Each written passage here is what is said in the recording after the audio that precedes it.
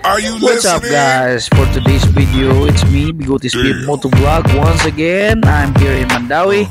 As you can see, mainit na mainit yung panahon natin, pero magra-rise pa rin ako. Wala lang, chill lang dito sa city. Ay, ang bigat talaga ng motor na to. Pero kita nyo naman, napaka-komportabling dalhin ng motor na to. I'm using my X-Max 300. Napakagandang upuan, parang nasa sofa ka lang. Pag long rides, walang problema. Napakasarap sakyan tong X-Max na to. By the way, medyo matagal-tagal na rin tong unit na to sa akin, pero hindi ko siya binenta kasi gustong-gusto ko yung riding position niya, gustong-gusto ko yung power niya, gustong-gusto ko yung brusco niya, yung laki niya, at saka yung panel gauge, yun ang pinakagusto ko sa kanila. Comparing sa bagong X-Max ngayon, medyo hindi ko type yung digital na pero mas maganda yon, pero mas kumbaga para sa akin mas pugi ako dito sa dashboard niya. Yan na, tumatakbo na tayo dito sa Mandawi. Medyo matraffic ng konti pero ayos naman. Meron lang ako natin, tapos sabay-sabay chill ride na dito sa city. Medyo mainit nga lang pero okay siya. Alam nyo, pag gumagawit ako ng sports bike tapos ginamit ko tong X-Max, para akong nakaupo sa massage chair habang nagra-ride. Talagang super comfy talaga tong X-Max. Woo! Sarap, walang traffic, kita niya naman. Ganyan kasarap mag-drive ng X-Max. Napakaganda yung sitting position natin, yung paa natin, pwede mo i-stretch, pwede ka rin normal lang. Tapos yung wala, chill na chill talaga. Wala na akong masasabi sa X-Max ko, kaya hindi ko siya binenta. Ang ginawa ko ngayon, pinagandahan ko lang siya ng konti kasi konti lang yung budget natin. So kita nyo naman yung handlebar natin, tsaka yung lever natin, medyo pula-pula na. Tapos nilagyan ko rin to ng mating na yung pula rin. Lahat sa Shopee ko binili, ayos naman yung items. Itong X-Max ko nga pala is 2018, nabili ko siya second hand.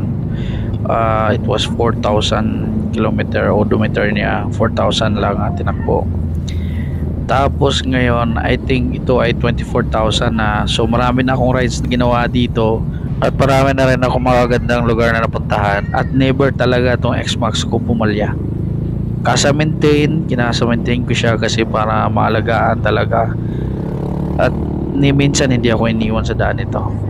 Of course, pag long ride ka, kailangan kompleto ka talaga ng gamit, katulad ng compressor, tapos kung ano-ano mga kagamitan na pwede mo magamit during emergencies. Kasi mahilig kami sa overnight stay. Yung Team Mohicans, o kumbaga yung motorcycle group na Mohicans yung kasama namin, mahilig kami sa overnight stay. So magra-ride kami ng Saturday, tapos Sunday na kami umuwi. Mostly sa amin may dalang mga tent, kasi kung ayaw namin na mag-rent, doon na lang kami sa tent matulog kung saan niya may abutan. Yun ang kasarapan sa grupo na to ng Mohicans. Ang gamit namin ay X-Max, African Twin, BMW GS, meron na ata kami. Dati meron kami kasama si C1 versus 1000 of course for adventure. Dito lang ako sa X-Max kasi unang-una sa lahat walang budget mag-upgrade. Pangalawa, napakaganda talagang dalhin yung X-Max. Para sa akin, tama na itong X-Max. Pero of course, if given a chance, gusto ko mag-upgrade ng XADV for the adventure kasi napakagandang dalhin din yung unit na yun. Maganda din siguro ang dalhin yung XADV during adventure ride kasi automatic din siya, tapos napakaganda ng features niya. I think XADV is designed for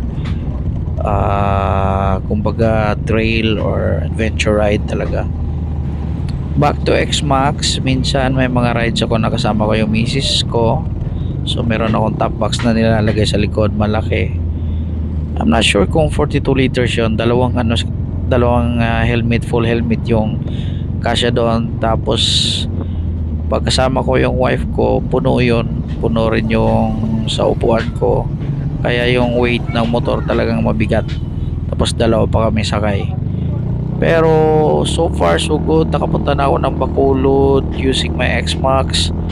Napakagandang dalhin, wala akong naging problema doon, napaka-komportable. Tapos nakapunta na rin ako ng Mindanao, nag-rides na rin ako ng Mindanao using my X-Max. Never akong iniwan sa daan.